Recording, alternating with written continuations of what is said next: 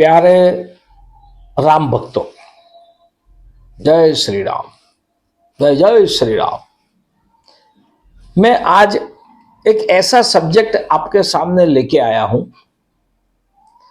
अगर देखा जाए तो उसका विवाद मिट चुका है। नामदार सुप्रीम कोर्ट ने भी उसका जजमेंट दे दिया। जजमेंट के बाद भारत के यशस्वी अर्वाचीन भारत के राष्ट्रपिता ऐसे माननीय नरेंद्र भाई मोदी जी ने मंदिर की प्रतिष्ठा की, प्राण प्रतिष्ठा उसके बाद में रामलला जी का किया।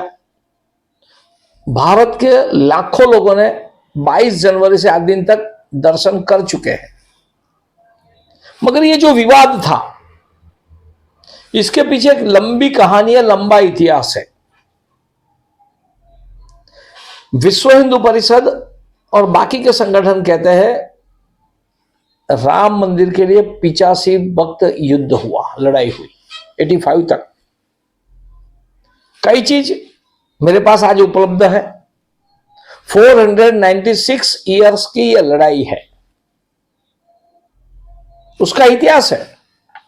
मैं आज आपके सामने पूरा इतिहास रखने का एक प्रयत्न कर रहा हूं। थोड़ा वीडियो लंबा बनेगा, मगर अगर आप सभी ये देखेंगे, पढ़ेंगे, सुनेंगे, आपको भी ध्यान में आएगा ये छोटी मोटी घटना नहीं है। नई पीढ़ी को यह सभी चीज पता होनी चाहिए, ताकि नई पीढ़ी सनातन धर्म के लिए कई लोगों ने प्राण दिया, आहुति दी, बलिदान दिया, लोगों तक पहुंचना चाहिए। अलग अलग लोगों ने अलग अलग काम किया है। और राम नाम ऐसा है कि राम नाम में दुनिया के नहीं, दुनिया के सभी लोग एक हो जाते हैं। और भारत में ज्ञातियों से ऊपर उठकर, चाहे कोई भी ज्ञाति में जन्म लिया हो, उससे ऊपर उठकर राम नाम में एक है। क्योंकि भारत के जनजीवन में राम जुड़े हुए, जन्म से मृत्यु तक राम नाम आता ही है हर एक जगह। दुख में सुख में राम नाम के बिना भारत का कोई व्यक्ति जी नहीं सकता, चाहे कोई भी संप्रदाय के समुदाय का हो। ये जो लड़ाई हुई हम सबको पता है। जब बाबर नाम का आक्रामक आक्रांता भारत में आया, उसके बाद उसको खुश करने के लिए मीर बांकी ने राम मंदिर तोड़ के उसके ऊपर गुंबज बनाकर, बाकी का सब ऐसा रखकर उसको नाम बदल दिया। उसके बाद ये बाबरी मस्जिद के नाम से जानी जाती थी। उसके बाद सबसे पहली लड़ाई 1528 में जो राम जन्मभूमि और मस्जिद बनाई, उसके अनुसंधान में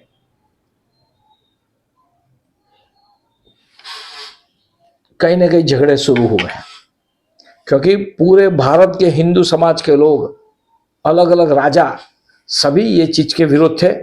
1553 में पहली बार लड़ाई, ये जमीन को लेकर पहली बार लड़ाई हुई, युद्ध हुआ 30 नवंबर।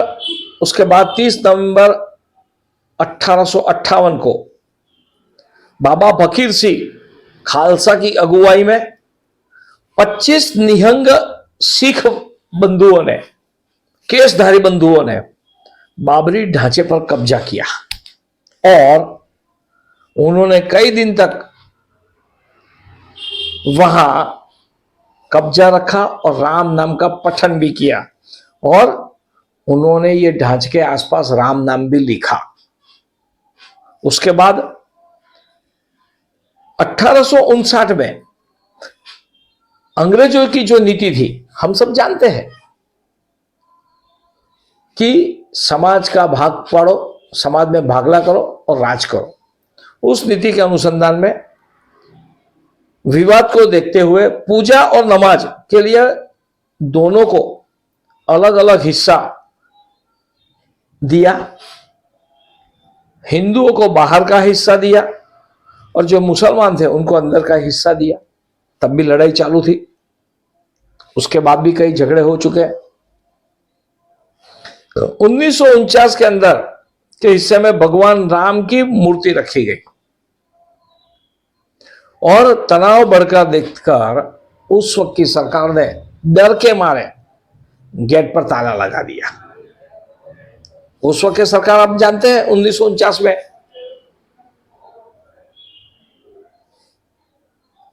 गुलाब वाले चाचा थे और जिनको हिंदू आस्था से, सनातन धर्म से कोई लेन देन नहीं था, गेट पर ताला लगा दिया। और उसके बाद 86 में जिला न्यायाधीश ने विवादित स्थल को हिंदुओं की पूजा के लिए खोल दिया गया और उस वक्त बाकी लोग थे, उन्होंने कमेटी गठन की और कमेटी का नाम रखा बाबरी मस्जिद एक्शन कमेटी। उसके बाद में लड़ाई शुरू हुई। उसके पहले विश्व हिंदू परिषद 1986 में स्थापित हो 61 में स्थापित हो चुकी थी। जन्माष्टमी के दिन विश्व हिंदू परिषद ने भी शुरू किया। 1989 में विश्व हिंदू परिषद ने विवादित स्थल से सटी जमीन पर राम मंदिर की पूरे देश में मुहिम शुरू की, जो मुहिम में आज के वड़ा प्रधान, यशस्वी वड़ा प्रधान, कर्मनिष्ठ संन्यास्त वड़ा प्रधान ऐसे नरेंद्र भाई भी जुड़ गए थे। उसके बाद 90 में विश्व हिंदू परिषद ने कार सेवा का ऐलान किया। मैं भी गया था उस कार सेवा में। 30 अक्टूबर 1990 के दिन कार सेवा के लिए पहुंचे।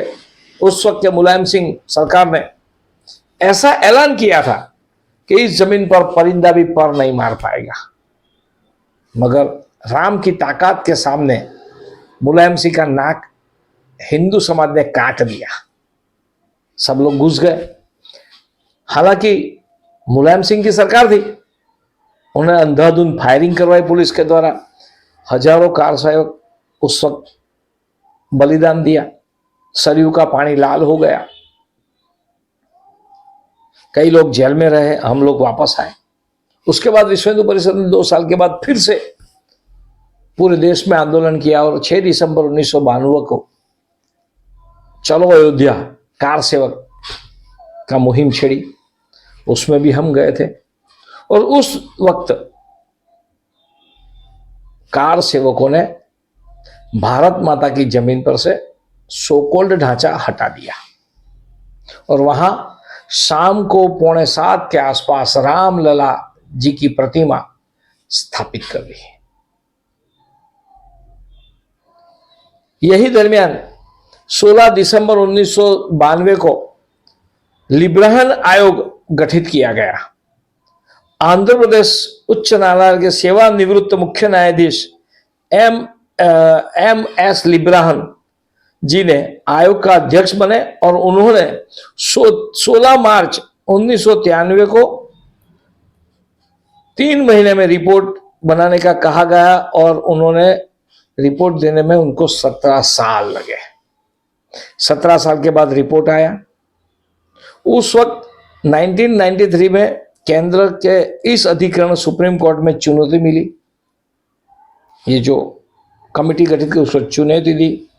चुनौती देने वाला शख्स मोहम्मद इस्माइल फारूकी था, मगर कोर्ट ने चुनौती को खारिज कर दिया। केंद्र सिर्फ इस जमीन का संग्रह जब मालिकाना हक का फैसला हो जाए तो मालिक को जमीन लौटा दी जाएगी, ऐसा ऑर्डर हुआ। हाल में केंद्र और से दायर अर्जी इसी अतिरिक्त जमीन को लेकर जो कि ऑर्डर हुआ। 1996 में राम जन्मभूमि न्यास ने केंद्र सरकार से यह जमीन मांगी, लेकिन मांग ठुकरा दी गई क्योंकि सरकार किसकी थी हम सब जानते हैं। इसके बाद न्यास ने हाईकोर्ट का दरवाजा खटखटाया। 1997 में केंद्र कोर्ट ने भी ये अर्जी खारिज कर दी। उसके बाद 2002 में जब गैर विवादित जमीन पर कुछ गतिविधियां हुई तो असलम बूरे ने सुप्रीम कोर्ट में याचिका लगाई। 2003 में इस पर सुनवाई के बाद सुप्रीम कोर्ट ने यथास्थिति कायम रखने का आदेश दिया। कोर्ट ने कहा कि विवादित और गैर विवादित जमीन को अलग करके नहीं देखा जा सकता, पूरी जमीन एक है। उसके बाद 30 जून 2009 को लिब्रायन आयोग ने 4 भागों में 700 पन्ने की रिपोर्ट उस वक्त के प्रधानमंत्री डॉक्टर मनमोहन सिंह और गृह मंत्री चिदम्बरम को सौंपा। जांच आयोग का कार्यकाल 48 बार बढ़ाया गया था। 31 मार्च 2009 को समाप्त हुए लिब्राहन आयोग का कार्यकाल को अंतिम बार 3 महीने के लिए यानी कि 30 जून तक बढ़ाया दिया गया। उसके बाद 2010 में इलाहाबाद उच्च न्यायालय की लखनऊ पीठ ने निर्णय सुनाया जिसमें विवादित भूमि को राम जन्मभूमि घोषित किया और न्यायालय ने बहुमति से निर्णय दिया कि विवादित भूमि जिस राम जन्मभूमि माना जाता रहा इसे हिंदू समुदाय को देना चाहिए। न्याय प्रणाली ने यह भी कहा, न्यायालय जी ने यह भी कहा रामलला की प्रतिमा को हटाया नहीं जाएगा। न्यायालय ने यह भी पाया कि चूंकि सीता रसोई और राम चबूतरा आदि कुछ भागों पर निर्मोही अखाड़ा का कब्जा रहा है, इसलिए यह हिस्सा निर्मोही अखाड़े के पास ही रहेगा। 2 न्यायाधीशों के निर्णय दिया इस भूमि के कुछ भाग पर मुसलमान प्रार्थना करते रहे हैं, इसलिए विवादित भूमि का 1/3 हिस्सा मुसलमान समाज को भी देना चाहिए। लेकिन हिंदू और मुसलमान दोनों पक्ष ने इस निर्णय को मानने का अस्वीकार कर दिया और सर्वोच्च न्यायालय का दरवाजा यानी कि सुप्रीम कोर्ट में सब लोग गए। सुप्रीम कोर्ट ने कहा कि 5 दिसंबर 2017 से इस भाग की अंतिम सुनवाई शुरू होगी। उसके बाद सुप्रीम कोर्ट ने कहा 5 फरवरी 2018 से इस मामले की अंतिम सुनवाई शुरू हुई। 5 अगस्त 2020 को भारतीय प्रधानमंत्री नरेंद्र मोदी जी ने राम मंदिर निर्माण हेतु भूमि पूजन किया। उसके पहले ऑर्डर आ चुका हुआ। 22 जनवरी 2024 को राम मंदिर में रामलला की स्थापना हुई। यानी ये जो हुआ, जो एक पूरा कार्यकाल, ये पूरे कार्यकाल आपके सामने कुछ हफ्तों में, कुछ टुकड़ों में मैं अपने सामने रखा है, जिसे आने वाली पीढ़ी को पता चले। आज जो भव्य मंदिर बना है, हम सब नई पीढ़ी भव्य मंदिर देख रही है, मगर उन्होंने भूतकाल जो इतिहास बन चुका है उनको पता नहीं है। मेरा सिर्फ हेतु सबके सामने ये इतिहास लाने का है। अगर आपको वीडियो अच्छा लगा हो, माहिती अच्छी लगी हो, तो आप मेरे वीडियो को लाइक कीजिए, सब्सक्राइब कीजिए और अन्य राम भक्तों तक ये वीडियो पहुंचाओ, ताकि नई पीढ़ी राम मंदिर की 496 साल की लड़ाई और यात्रा देख सके। जय श्री राम।